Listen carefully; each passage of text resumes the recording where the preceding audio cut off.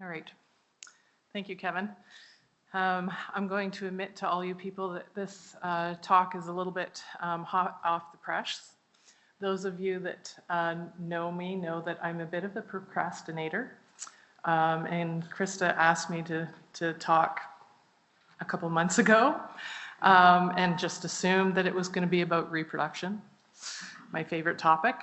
Saturday morning, I decided to open up the email and actually read what she wanted me to talk about, which, as Kevin indicated, was going to be herd health strategies to make profitable roles. So rest assured, I will figure out a way to get it back to reproduction. So if you were to ask me how you can have your farm more profitable today, I'm going to tell you to go and look at your pregnancy rate and your reproductive program. Cross all your T's and dot your I's in that respect. And the other thing that I'm going to tell you is to go and look at your transition cows and how your cows go through the transition and start their lactation, and figure out how you can monitor them better that enables them to be the most healthy that they can be, so that will decrease your services per conception. So today's talk is going to be on transition as it applies to reproduction. So first of all, as a recap, just like at Netflix, those of you that weren't at this meeting last year when I talked about reproduction, or maybe you slept through it, I'm going to give you a little bit of a recap about what I talked about last year. First of all, I talked about farm profitability through reproduction, and the whole concept that we need, in order for your farm to be profitable, we all have cows have a lactation curve. Your herd has a lactation curve with all your cows included, and the most time that you can keep every cow on the left side of, depends on which way you're looking at it, over here near peak yield, the more time they spend over there, the more profitable you are on your farm. I also talked about how to get your cows there by the 4 keys of a successful breeding program. And I also mentioned that there is no one breeding program. I think that's the biggest hang-up that vet students that drive around with us come to realize, is that for just about as many farms as we service, there's almost that many breeding programs that we deal with. Is not cookie cutter. You all have, that's what we like about the dairy industry. You all have your own individual farms, your own goals, the way you handle things. You all have your own bottlenecks that you're dealing with on your farm, and we have to accommodate for that. Then I talked about, why do not the same breeding programs work on everybody's farm? How come double lob sync doesn't work the same as it does on my neighbor's farm? And we've come to realize that has a lot to do with what we now term the high fertility cycle, and that the things that happen on farms play a role on how successful your program's going to be. There's different variables on the farm, and there's factors outside of that affect your fertility. So today I'm going to talk, that was about as much as I even talked about the fertility cycle. So this year, I'm going to concentrate on two areas that affect how quickly and timely cows get pregnant, and how quickly cows get pregnant in one lactation will then impact her next lactation and subsequent lactations after that. So it has to do with how much body condition she loses when she freshens, and it also has to do with how many health issues that she has to deal with when she freshens. So what do we know about our transition period? We know that the first 60 days is the most vulnerable time of a cow's life, every lactation that she goes through. That's her biggest chance of leaving your farm. And cows that have any sort of disease in the first 3 weeks are 2 times more likely to be culled before she finishes their lactation. They milk less, they produce less fat, and they're less likely to get pregnant or maintain their pregnancy. And this is just a dairy comp graph that shows exactly that. This is 400 cow dairy, that the majority of the cows that leave the farm happen in the first 60 days.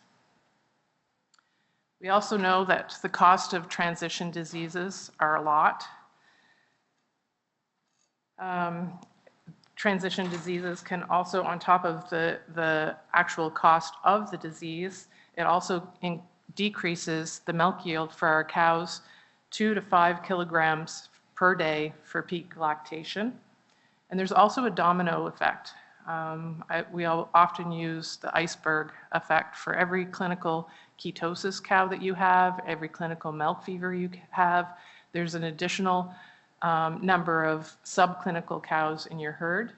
As well, if you have a cow that suffers from subclinical milk fever or ketosis, also is more susceptible to getting other diseases that will affect her overall lactation. So in effect, when we have to treat our fresh cows, that's not a victory. It represents a significant loss, both in loss of money, time, and cow profitability and welfare. So here I have a graph. This is an older study that looks at the effect that diseases have on first service conception. This is a study from California. These are large, high-producing dairy herds, and this is before the time of double obsync. So as you can see here on the top, what the good news is that if we have a healthy cow, her chances of, our conception rate is 51% on average from these herds. The other good news is, so the good news is that if we have healthy cows, they will get pregnant when we put semen into them. And as you can see, every time they get a disease, and depending on which disease and how many of those diseases that they get as they freshen, will subsequently reduce their conception at first service. The bad news is, as you can see there, only a little over half of the cows that calve in this study, and I would say that it's at least the same today, if not less, that actually calve in healthy. So most of the next slides that I'm going to share with you are a result from an OVC project that Dr. Stephen LeBlanc and his graduate student Lucio Capernera has been doing over the last couple of years. They've been studying herds out of Ontario.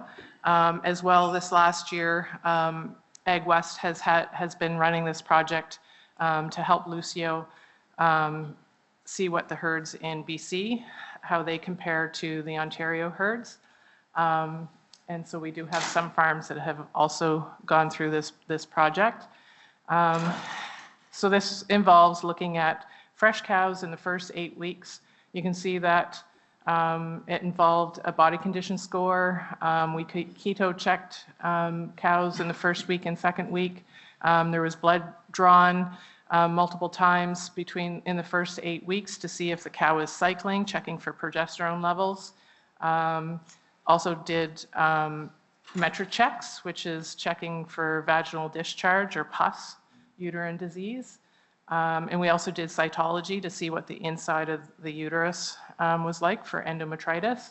And we also did a lameness check at 8 weeks. And so we're looking to see how these cows transition and what consequences does that have on reproduction and the ability for cows to get pregnant. So this is a graph, 2 graphs actually. The one with the solid blue lines at the top is an inverted graph showing that each of the lines down here is the 32 farms in Ontario that have already been on the project and have completed it. So for each of the farms, the solid blue lines show the percentage of cows in that farm that are anovular. And it doesn't surprise us that the subsequent thinner blue lines are the amount of cows that show up and are bred through activity monitor systems. So the higher percentage of cows in a herd that are anovular, then the less likely she's going to get bred by activity monitors.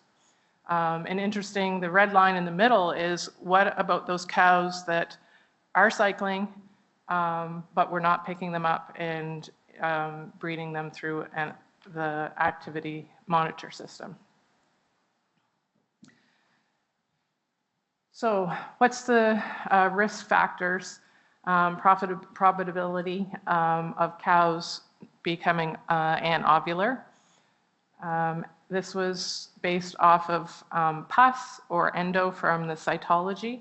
And you can see that the probability of a cow being anovular goes up, first of all, whether or not she has a presence or not of pus in the first 8 weeks, whether or not she's endo, and it actually increases for sure if she has both pus and endo, she's going to have a higher chance of being anovular. Non-uterine variables, the biggest variable is body condition loss. If she has half a point of body condition loss in her first 8 weeks, she's 1.4 times more likely to be anovular. And if we add that into lameness, you can see obviously doesn't matter how much, whether she doesn't lose any body condition or with every amount of body condition that she loses, lameness also affects it, but the highest is if she's lost a 0.5 points of body condition score and she's lame, then she has a 2.3 times more likely to be anovular. So this is looking at factors that are associated with trying to detect estrus with the activity monitor system. And you can see it across the bottom. It's broken down based on first, second, and third lactation. First lactation cows, it doesn't seem to make a difference whether or not she's lost body condition or not on whether or not she shows estrus and it is picked up by activity monitor system. But subsequently, as she loses more body condition, the less chance that she's going to show you estrus in order for you to breed her on activity. This also puts into account lactations. The middle is whether or not she has the presence of ketosis. So if she has ketosis, she's less likely to show estrus, and her conception rate drops on first service, as well as if she has both endo and pus, then her conception rate at first service also goes down. What about ketosis? Again, this is all the herds, the 33 herds that were on the program, on the project in Ontario. And as you can see, there's a wide variety of amount of ketosis within herds. And I think what the main thing to take away from this is there's a cumulative effect. And so the box in the right-hand side shows the farms, where the farms lie as far as the percent of cows, prevalence of cows having ketosis. The average was just a little bit under 20%, but there's a wide variety or wide range that at some point in those first 2 weeks, there's cows within that herd. One farm, it's 40% of the cows show ketosis in the first couple of weeks. This is a herd that's been on our transition care that actually does a monitoring type program where we look at every cow once a week for their first 2 weeks of life, of lactation. We're looking at vaginal discharge, whether or not she's ketotic, her body condition score, lameness, temperature, etc. And so this is a herd that's been on that program for the last 5 years. And when you look at this graph, their profit loss over the years due to ketosis has actually gotten less, to the point where it may look like you want to have your cows ketotic. The cows that show up ketotic are actually more profitable now. So I'm going to throw it out there. Why do you guys think that is?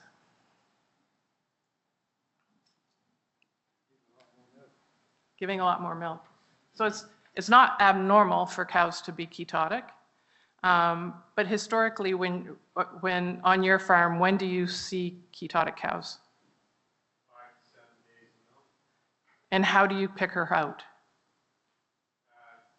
We monitor So rumination, she's giving you a clinical sign. yeah. Down in milk, ruminations have dropped, something, she's off feed. So at that time, that would be back here in 2022. So those were clinical ketotic cows that the farmer was picking up. But by that time, she's going to ruin her lactation. By having a monitoring system where we're picking up those subclinical ketotic cows before they're showing you signs, then we're actually able to intercede, give her glycol, help give her a boost. We do know that every cow is going to go through a negative energy balance just in the fact that she freshens and she can't eat enough. But if we're able to support her, then she's able to do what she's meant to do for lactation, and then she's more profitable. So what happens when we monitor our fresh cows? I could show you all kinds of examples of farms that when they're monitoring their fresh cows, they maintain a 30+ preg rate at any given time. But I'm going to show you this farm just because I feel like it's a great example of the change in mindset that a farm goes through when they start looking at how they're doing and making changes on the farm. This is a farm that back in 2022, they had a preg rate of 14%. At that time, Vetiquinol put out a challenge to try to get farms to 25%. So it gave me, and there was prizes involved. One of our clients actually won a gator. So it was pretty big stakes, but it enabled us to sit down and have conversations with farmers that had kind of taken reproduction for granted. And this was one of these clients. He milked 155 cows. He had a 1.2 kgs of per cow, fat per cow per day. And he was always swapping out that. So that was his way of dairy farming. That was dairy farming to him. His farm was full at 155 cows. He was where he was at. He was at 14% preg rate. So we sat down and we started looking at where his bottlenecks were and what his problems were. So he didn't really have a voluntary waiting period. It just kind of floated when the cow actually showed up on activity monitor system, or the vet got there and decided that we were going to do something about it. He had a poor transition cow management, so we would be cutting cows. We would be looking at clinically sick cows on herd health day. He had a poor program to identify the open cows and getting them rebred. He had a tendency for us to show up for herd health, and if she was open, we would PG, and so I would come back. He would not see her in heat, so I'd come back 2 weeks later and we would play the game all over again. He had poor technician conception rate, so he was breeding some of the cows himself, and his conception rate wasn't as good as it should be. And he also had a problem when we would do OV-sync. Getting back into the barn at 2 o'clock, he's a smaller farm, so in the summertime, when he's out in the field, to go back at 2 o'clock to give that fertilene shot to get the right timing for OV-sync, he wasn't doing such a great job at that. So We found solutions for all those things, which actually gave him more time to concentrate on other areas of his farm. We implemented a pre-sink, ob-sink program. So we made a set voluntary waiting period where the second shot of the pre-sink was right after the voluntary waiting period. If a cow did show up on its activity monitor system, then they would get bred. And if they didn't, then they would get enrolled in an ob-sink program and go from there. So everything had a backstop voluntary waiting period where all the cows got pregnant, I wish, got bred at a certain days in milk. He enrolled in our transition cow monitoring program. So we started picking up cows before they were clinically sick and giving them the help that they need to transition better. Our technician also started giving the shots for the ob-sinks, and we started resinking open cows instead of PGing them. And we found a solution called WestGen Technicians to improve his technician conception rate. And you'll see in 2025, he's now at a 23% preg rate. And that's something that he's maintained. I think he actually, at one point, we were at 26% preg rate. I don't have the graph, but take my word for it that that's 9 points of preg rate points that he's increased. And according to the graph payback, it's $125 per cow per point. So that's $175,000 that he now has extra that he can play with and is more profitable on his farm. And to that end, he has now a 1.75 kgs of fat per cow per day. He now had probably about 2 months ago, we had a conversation where he had to sell 20 cows because he now has more cows than he needs to meet his quota. And just 2 weeks ago when I was there for herd health, something I would have never thought, I thought he was just going to coast through. He's now talking about making renovation to his barn and making his barn bigger just because he is now enjoying farming again. So now I'm going to switch gears a little bit. I would be remiss if I showed up to a WestGen AGM and was talking and didn't shamelessly plug our advanced repro. So this next example is going to just walk you through what you can see if you use all these tools, genomic testing, sex semen, beef semen, ET, and IVF in order to advance your herd. And I'm actually going to probably step out there on a limb, and if you were to ask me how you could maximize your profitability in the future, I would say this is it. This is the part to listen to. So I could show you a whole bunch of different graphs of different herds that have used advanced repro and how they've improved their genetics and their herd profitability. But I'm going to use this one because this one's a little bit near and dear to my heart. It was one of the first farms that bought into the whole idea of advanced repro and using it to increase their herd's production. This herd is fortunate enough, or unfortunate, to have my husband Phil as his hoof trimmer and his genetic advisor. And he has me as his herd vet and ET/IVF vet. And he is what I would consider a dream client because he only cares about results. He has a goal, he gave us a budget, and he told us to go to it. Back in 2020, when we started genomic testing and using advanced repro a little bit more heavily, he had 6 heifers that were over 3,000 LPI. That's what I had to work with. Phil gave me a list of 3 of them to look at. I examined their ovaries and made a decision on 1 heifer. She was an alcove, and Phil said she would be the queen of his herd, and he was right. If you guys remember the year 2021, things in Sumas ring a bell to you at all of what happened in 2021? This cow, we flushed in IVF'd her.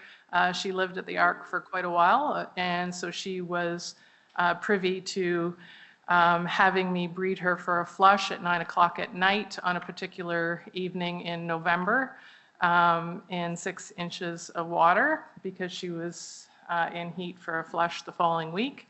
I bred her once. The next day, she got to have a little bit of a swim across the field. And the following week, she gave us the best flush that she did. 6 heifer calves, of which went on to one of the heifer calves came into the Ark a year and a half later to be worked on. And she has also currently has, I think, the top look up and the top Kraken heifers in Canada. So that first cow that he decided to work on has paid dividends. And so I'm just going to show you some of what his herd has happened to his herd over the last 5 years overall. These are Holstein graphs, genetic trend graphs that you all can look at if you go into your Holstein Canada account under performance trends. And you can see when he started doing genomic testing and we started using beef on dairy, sex semen, and we kept picking out his top animals, which all happened to come out of this one heifer, to continue working and continue moving the ball forward. And you can see he's well above. So that black line at the top is the 90th percentile in Canada, and he's well above that in LPI and pro dollars. His goal was CFPs and longevity. So you can look at his fat and protein are well above the 90th percentile as well and continue to be that way. I asked my husband last night what his heifers were for LPI, and his breeding age heifers averaged 3,600 LPI. So it's come a long way. And just in case you're not convinced, I'm going to show you what happens when you put an embryo from a high-end animal into your lower bottom-end heifers versus breeding her with the best bull out there. So on the left-hand side, we have the Ark progeny. So that's if I put an embryo into your bottom-end heifer, what kind of an animal you're going to get, calf that's going to come out. If you took that recip, and instead of putting an embryo in her, if you were to breed her with the top bull that's out there, and that's what the offspring's going to be. So to me, that's an argument that she has a wonderful uterus, but it shouldn't carry her calf. It should carry the top genetics in your herd's calf, because you can see the difference in, what do we have, 800 kgs different in milk, 50 kgs difference in fat, and a lot more pro dollars as well. Now I'm going to switch gears a little bit because what good does it do our genetics if we aren't paying attention to the environment that we put them in and the effects that can happen when to our offspring or future generations if we're not paying attention to cow comfort and heat stress. So this was a graph that Jeffrey Dahl last week at Red Deer put up regarding what happens to our dry cow, close-up cow that's been heat stressed. And I really like this because I know it's a really busy slide, but it tells you everything you need to know. So that along the top, if the cow, if she's in late gestation, has been heat stressed, it causes an issue with her mammary development, and in which case that next lactation that she has, she will not produce as much milk as she should have. The good news is it only lasts one lactation. So if you were the next lactation, during their dry cow period, if you're able to either, depending on whether or not it's a different season that she's going through a dry period, or that you provide her with heat abatement, then she will go on to produce what she should have produced. However, the calf inside of her, you not only have ruined that calf that's inside her, you've also ruined the calf that's inside that baby calf. So you've ruined 2 generations that will never, ever perform the way they should. So you could have the best genetics out there. What happens is that calf, and actually kind of where this comes from is, so that heat-stressed cow doesn't have as many pleasantomes on her uterus as she normally would. And so there's not as much blood flow to the calf. The calf gets born at a lower birth rate. And the ovaries, when we look at their mammary development at weaning, the ovaries are way smaller, and the mammary development epithelial cells look completely different. And that happens for 2 generations. So super important to pay attention to your dry cows and cooling them, which I think is probably the forgotten group of everybody's farm, is our dry cows. And I thought this was interesting because I started thinking about that a little bit more and wanted to know if I had a way of seeing which of our farms may be having some effect on that. And coincidentally, our clinic has also been doing a weaning project with UBC graduate student Elizabeth Russell. And so these are average daily gain graphs for, these are all separate farms, A, B, C, D through to M. Those are different farms. And these are 2 benchmark reports that we gave the farms 6 months apart. So the first graph was these are calves that were born from January to June, and the second benchmark was from June to November. So that calf was born during the summer in the second graph. And when I started looking at these farms, you'll look at C, F, and M kind of stood out to me. And the fact that they had a 0.95 kg average daily gain in the wintertime, and they dropped to a 0.77 kg average daily gain on their calves in the summertime. Same goes, wasn't quite as drastic for farm F, and again, it happened in farm M. And knowing those farms, they don't have any sort of a heat abatement system in their dry cows. The other component to that is their calf barn has no sort of heat abatement to it as well. So just kind of shows you, you put all that time and effort into picking the bulls and having a genetic program, and if we don't pay attention to some of the stressors that happen to our cows, the consequences of that. So my take-home messages are we need to identify and change key transition issues on the farm in order to maximize production. And if we monitor fresh cows, we can help reduce or prevent diseases that hold us back from farm profitability. And a solid base of reproductive pyramid allows for more advanced reproductive tools for profitability. That's it.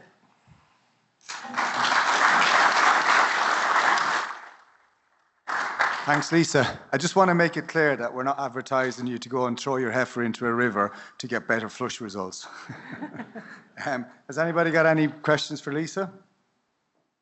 2 on the app so far. Will the protein lactation curve impact your voluntary waiting period, potentially longer, as we also remove palm fat from lactations, resulting potentially in lower body condition scores when cows are supposed to be bred? Okay. What I've been seeing, because we have had some herds probably in the last 3 to 6 months that have been slowly weaning themselves off of palm fat. And it's quite interesting because, I mean, you guys look around the room, you know that we've been feeding palm fat for 8-10 years. Ever since, you know, that's an easy way to put kgs of fat in our cows. So there's cows in your barn that are in their 3rd or 4th lactation that have never had to really, like they've always had palm fat.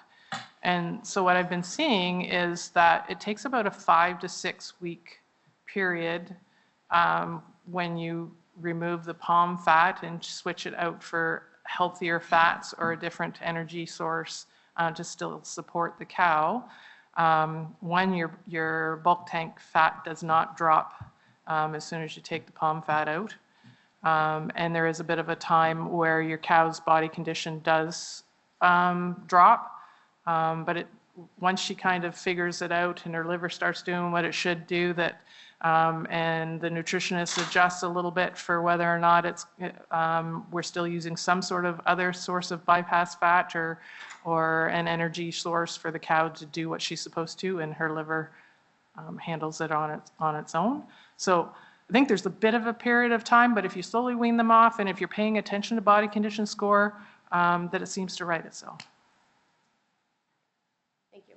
And if you had 5 steps that you would implement on a dairy farm to follow from transition to conception, what would they be? Oh boy. 5 steps. Well, I think I've kind of alluded to some of them. I would be looking at your transition and coming up with some sort of a monitoring system for your transition cows, picking up on early indications that they need special treatment, subclinical ketosis, what their body condition score, how that's going. I would be investing in an activity monitor system. That's not a plug because it's a WestGen thing. There's lots of them out there, but I think they're invaluable because they're like Richard said, you know, they tell you when the cow, and it should include rumination, because they can tell you what's happening to that cow before you even recognize or pick up the issues. I would be sitting down with your a genetic advisor and your veterinarian and coming up with a plan on what your appropriate voluntary waiting period is, and looking at your lactation curve so that you know how setting up a plan for you to stay on that most profitable part of the lactation, and setting yourself up for the next lactation or the next generation through a good genetic plan. Don't know whether that was 5. Genomic test. That would be my 5th one, probably. We've got time for one more question. I'll make it quick. Could you go back to your slide on your advanced reproduction pyramid? And the question is, ignoring ease of implementation, which Sorry, of those which? components of that period or of that pyramid would you think are the bigger bang for your buck? Because I think Sexton beef semen is probably the easiest to implement, but ignoring that part. Yeah. So given the fact that it sounds like there's no end to the amount that our beef on dairy calves are worth, I would take the profit that you're getting from your beef on dairy calves and invest it in genomic testing your calves, all your calves, picking out your top 1% of your herd, and investing at the very least. It depends on what your goals are. If your goal is just for your own advancement, it's not like you have to do an IVF at a calf on 7-8 months if you're not trying to get the next bull into the unit. If it's for your own use, we're flushing cows at 9 or 10 months of age, heifers. So I would be picking out 1 or 2 at any given time. I would have 1 or 2 of your top end heifers being flushed or have some sort of IVF or ET. Incidentally, the farm that I mentioned or used as an example, because his breeding age heifers have an average of 3,600 LPI, we no longer put embryos into the heifers. We're now putting embryos into our first and second lactation, and he's still getting I'm getting a 60% conception rate on embryos in first and second lactation. So you can't argue with that. Like, you can just move. And to think about where he started, he had 6 animals that were over 3,000 LPI. So that when you think of a bell curve, he had a really wide bell curve on his herd, and now he's like shifted the whole thing over to the right and super high, so that he's maximizing his entire herd the way the bull units have been doing for years.